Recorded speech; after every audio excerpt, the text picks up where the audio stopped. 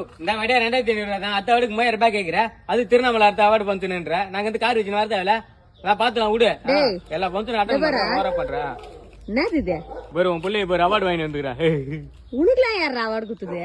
சும்மா உனக்கு குத்துல 2500 ரூபாய் குத்து வாங்கி வந்துக்கிறேன். என்னடா அவார்டு காசு குத்தாடா வாங்கி வருவாங்க? ஆமா, அப்படி குத்தாதான் 2500 ரூபாய் குத்தாதான் அவார்டு தருவில்லாட்டா தர மாட்டேன்ட்டாங்க என் குரூப்ல. என்ன பண்றது அப்புறம்? கவர்மெண்ட் 4 பேருக்கு முன்னாடி வாழ வேணாம் நம்ம.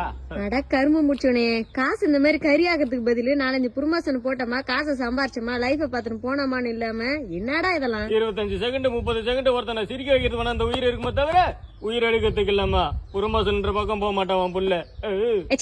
ஆட்ட மாட்ட கட்டுனாயே நீ தான் என்ன இப்படி கேவலமா நடத்துற. அங்க போனோன்னு எனக்கு எவ்வளவு ரெஸ்பெக்ட் கொடுக்குறாங்க தெரியுமா?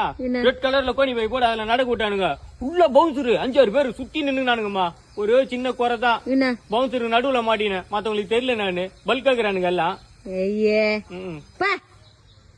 2500 ரூபா கூட அவார்டுக்கு போனோம். போய் மேல ஆட்டை ஒடிச்சு பிடிச்சு கத்துப்ப.